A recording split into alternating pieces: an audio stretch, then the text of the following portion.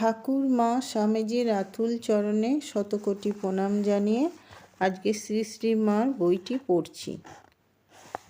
আর একদিন গিয়ে দেখি শ্রী শ্রী মা দ্বিপ্রহরের আহারান্তে বিশ্রাম করছেন। আদেশ মতো তাঁর কাছে শুয়ে বাতাস করছি। এমন সময় তিনি সহসা আপন মনেই বলছেন, তাই তো মা, তোমরা সব এসেছ। তিনি মানে ঠাকুর এখন কোথায়? শুনে বললুম, এই জন্মে তো তাঁর দর্শন পেলুমই না। কোন জন্মে পাবো কি না কোনো জন্মে পাবো কি না তা তিনিই জানেন। আপনার যে দর্শন পেয়ে গেছি, এই আমাদের পরম সৌভাগ্য। শ্রী শ্রী মা বললেন, তা বটে। ভাবতে লাগলুম, কি ভাগ্য যে এ কথাটি স্বীকার করলেন। সব সময়ই তো দেখি নিজের কথা চেপে যান। মায়ের কাছে কত লোকের কত রকম গোপনীয় কথা যে থাকতে পারে ভাবা আমি তা তখন বুঝতে পারতুম না। জানবই বা কেমন করে? মার কাছে তখন অল্পদিন মাত্র যাচ্ছি বই তো নয়। সেই জন্য মার বাড়িতে পৌঁছে তাকে দেখতে না পেলে আসবার আক্ষেপ না করে খুঁজতে খুঁজতে যেখানে তিনি আছেন সেইখানে গিয়ে দেখা করতুম। একদিন বিকেলবেলা বেশ সুশ্রী দুটি বউ মাকে তাঁর ঘরের উত্তরের বারান্দায় নিয়ে গিয়ে গোপনে কি বলছেন। এমন সময় আমি মাকে দেখতে একেবারে সেইখানে গিয়ে হাজির।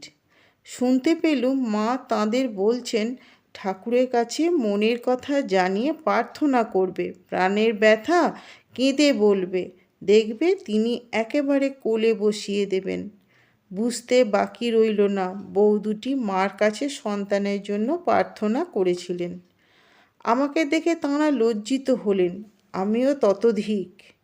আমার কিন্তু খুব শিক্ষা হয়ে গেল। মনে মনে স্থির করলাম, আর কখনো সাড়া না দিয়ে মাকে অমন করে দেখতে যাব না।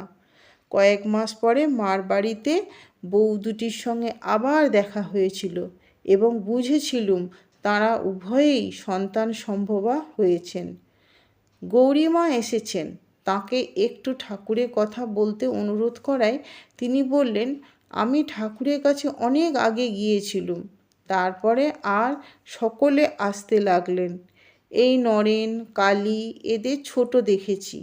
বেলাদে বেশি নেই দেখে আর অধিক কথা হলো না। মাকে প্রণাম করে গৌরীমা বিদায় নিলেন। আমাকেও যেতে হবে।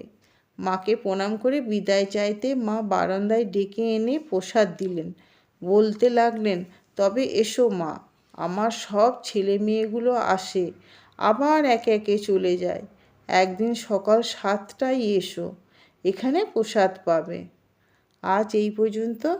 ভালো লাগলে একটা সাবস্ক্রাইব করবেন, করে পাশে থাকবেন। মায়ের কৃপায় সবাই ভালো থাকুন, সুস্থ থাকুন, আনন্দে থাকুন।